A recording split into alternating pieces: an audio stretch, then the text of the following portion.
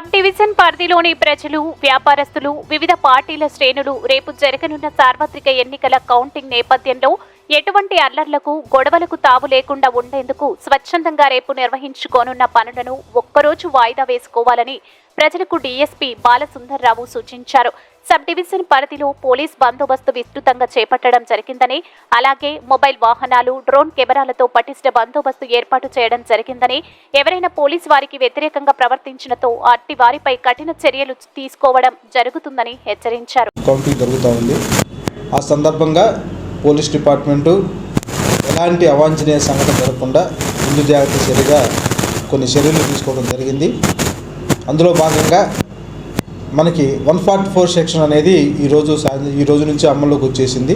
కాబట్టి రేపు అందరూ కూడా ఎవరు కూడా గుంపులుగా ఉండకూడదు, నలుగురు అంతకన్నా ఎక్కువ మంది గుంపు కూడా ఉండకూడదు. అదేవిధంగా బిజినెస్ ఎస్టాబ్లిష్మెంట్ వాళ్ళకి కూడా, తర్వాత ఈ వ్యాపారస్తులకి, తర్వాత హోటల్స్ మేనేజ్మెంట్ వాళ్ళకి, డీజే పెట్టే వాళ్ళకి, దుకాణాల వాళ్ళకి అందరూ కూడా మనం మీటింగ్ పెట్టి చెప్పాము.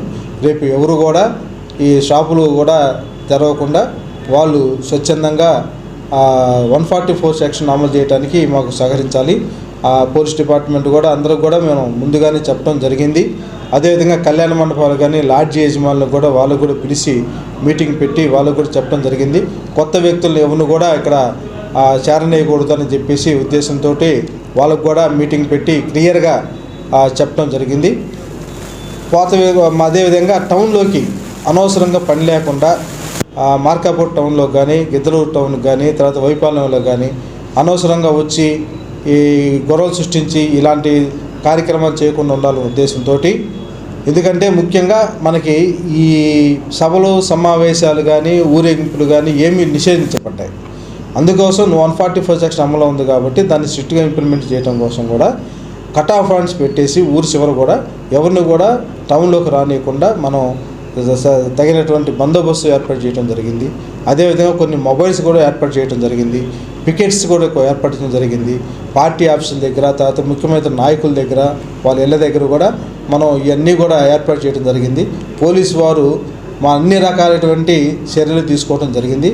మా ఎస్పీ గారు ఉత్తర్వుల మేరకు అన్నీ కూడా సక్రమంగా నిర్వహించడం ఉద్దేశంతో ప్రతి చిన్న విషయాన్ని కూడా మేము పరిశీలించి విలేజ్ నాయకులతో కూడా ఫోన్లో మాట్లాడటం, ఆ ఊళ్ళోకి వెళ్ళి గ్రామాల్లోకి వెళ్ళి మాట్లాడటం, విలేజ్ మీటింగ్ చేయటము, తర్వాత విలేజ్లో ఆ రోజు పల్లె నేతల్లాగా చేసి వాళ్ళందరితో కూడా మాట్లాడి ఎవరు కూడా గొడవలు చేసుకోకూడదు, ప్రశాంతంగా ఉండాలని చెప్పేసి అందరూ కూడా చెప్పరావడం జరిగింది.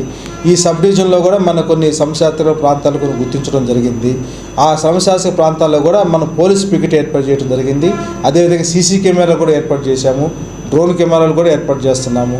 సో ఈ విధంగా అన్ని రకాలైనటువంటి మన చర్యలు తీసుకున్నాము.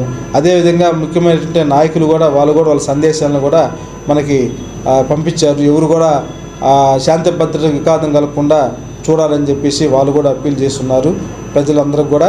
సో కాబట్టి ఈ గెలుపోటములని సహజము. కాబట్టి రేపు వచ్చే ఫలితాలను బట్టి ఎవరు కూడా లా అండ్ ఆర్డర్ చేతిలో తీసుకోకుండా వాళ్ళు సమయం పాటించేసి పోలీస్ డిపార్ట్మెంట్ సహకరించి శాంతి భద్రత కాపాడటంలో మాకు సహకరించాల్సిందిగా కోరుకుంటూ ప్రజలందరూ కూడా విజ్ఞప్తి చేస్తూ, రేపు 144 సెక్షన్ ఉంది కాబట్టి అందరూ కూడా ఎవరి ఇళ్లలో వాళ్ళు ఉండి ఎవరు పని వాళ్ళు చేసుకుంటూ ఏదన్నా పనులున్నా కానీ వాయిదా చేసుకొని బయటికి రాకుండా ఉండవలసిందిగా అందరికీ తెలియజేసుకుంటూ ఈ సందర్భంగా అందరికీ నమస్కారం తెలియజేసుకుంటున్నాం. Thank you.